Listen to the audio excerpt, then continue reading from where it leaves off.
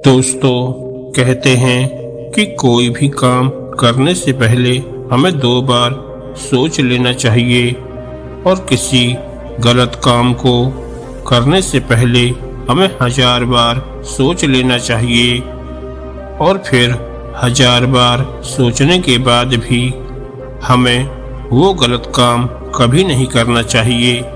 ये बात लिखने और पढ़ने में बहुत अच्छी लगती हैं, मगर हम इंसान इसे अपनी निजी जिंदगी में कम ही अपना पाते हैं और ज़्यादातर समय हम कुछ करने से पहले या तो सोचते ही नहीं या सोचते भी हैं तो उस पर ज़्यादा ध्यान नहीं देते और जो करना होता है उसे कर देते हैं। दोस्तों, आज की इस कहानी के माध्यम से आप ये जानेंगे कि हमें किस तरह अपने किसी भी कर्म को करने से पहले अच्छी तरह से सोच लेना चाहिए। फिर चाहे वो कर्म कुछ भी हो, उस कर्म को करने से पहले ये जरूर सोचें कि उसे करने से क्या फायदा होगा, क्या नुकसान होगा और क्या वो कर्म करना सच में जरूरी भी है या नहीं।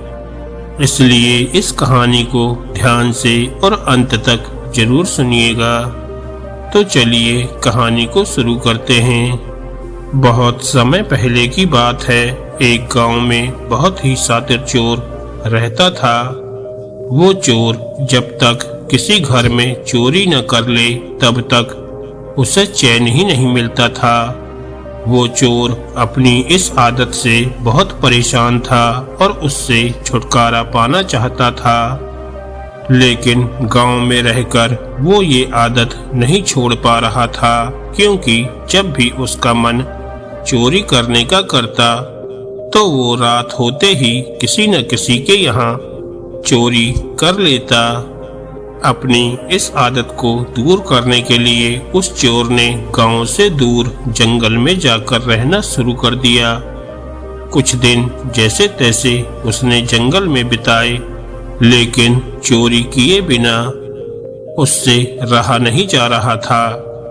उसने एक दिन सोचा, बहुत दिन हो गए हैं चोरी किए हुए।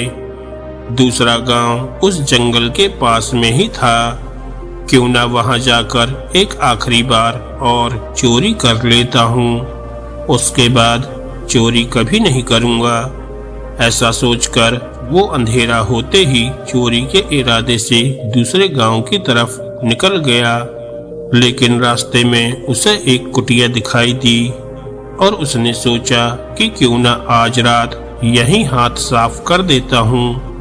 वो चोर जैसे ही उस कुटिया में घुसा तो उसने देखा कि कुटिया के अंदर एक साधु ध्यान में बैठे हुए थे और वहाँ चोरी करने के लिए कुछ सामान ही नहीं था। वो वहाँ से चुपचाप निकलने लगा, लेकिन ध्यान में बैठे साधु को उस चोर के आने का एहसास हो गया था, तो उसने उसे आवाज दी, जोर से कहा, कौन हो तुम? इतनी रात को यहाँ क्यों आए हो और जा क्यों रहे हो? वो बोला, मैं एक चोर हूँ और चोरी के इरादे से यहाँ आया था, लेकिन आपके पास चोरी करने के लिए कुछ भी नहीं है, तो अब मैं कहीं और जा रहा हूँ। तब साधु बोला, चोरी करना छोड़ क्यों नहीं देते? मेहनत का काम करो और एक अच्छी जिंदगी को जियो। तब चोर बोला, मैं अपनी चोरी की आदत को छोड़ना तो चाहता हूँ, लेकिन चाहकर भी इस आदत को छोड़ नहीं पा रहा हूँ। आप मुझे आशीर्वाद दें ताकि मैं यह काम छोड़ सकूं। चोर की बातें सुनकर साधु बोला, अगर तुम चोरी की आदत नहीं छोड़ पा रहे हो तो एक काम करना, जब भी तुम चोरी करो तो उसके बाद अपने गुनाहों को उन लोगों के सामने स्वीकार कर लेना जिनके यहाँ तुम चोरी कर रहे हो, या फिर जिनके यहाँ तुम चोरी करने के इरादे से जा रहे हो। पहले तुम उन्हें बता देना। साधु की बात सुनकर चोर थोड़ा हैरान तो हो गया, पर उसने सोचा साधु ने कहा है तो इस बात का कुछ न कुछ अच्छा असर ही होगा। ऐसा सोचकर वो चोर वहां से चला गया। अगली रात वो चोर एक घर में घुसा और जैसे ही वो वहां रखे पैसे को अपने बैग में भरने लगा, तभी उसे साधु की बात याद आ गई। उसने मन ही मन सोचा, अगर मैं ये पैसे चोरी कर लेता हूँ और फिर घर के मालिक को बता देता हूँ तो वो मुझे पकड़ लेगा और पुलिस के हवाले कर देगा। पुलिस मुझे पीटेगी और चोरी करने के जुर्म में मुझे जेल में डाल देगी। जैसे ही उसके मन में पुलिस और पिटाई की बात आई तो उसने अपना मन बदल दिया और चोरी किए बिना ही वहां से भाग गया। उसके बाद वो चोर जहां भी चोरी करने जाता उसके मन में वही सब बातें आ जाती और वो डर कर बिना चोरी किए ही वहां से लौट जाता। कुछ दिन बाद वो चोर उस साधु के पास फिर से गया और उनसे बोला, गुरुजी, आपने मुझे ये कैसा उपाय बताया है? अगर मैं चोरी करने की बात पहले ही उस घर के मालिक को बता दूंगा तो मैं चोरी कैसे कर पाऊंगा? तब साधु बोला, मैंने तुम्हें ऐसा उपाय इसलिए बताया ताकि जब तुम कहीं भी चोरी करने जाओ तो तुम्हें इस बात का एहसास हो कि जो कर्म तुम कर रहे हो या जो कर्म तुम करोगे उसका परिणाम क्या हो सकता है। जब भी तुमने मेरी कही बात पर ध्यान दिया तो तुम सावधान हो गए और जान पाए कि तुम्हारे कर्म अगर ऐसे ही रहे तो तुम्हें सजा भी हो सकती है। इससे तुम अपराध करने से बच पाए। साधु की बात चोर को अच्छी तरह से समझ में आ गई और उसने चोरी छोड़कर मेहनत से काम करना शुरू कर दिया। दोस्तों, ये कहानी हमें सिखाती है कि हमें हमेशा किसी भी कर्म को करने से पहले उससे मिलने वाले परिणाम के बारे में सोच लेना चाहिए।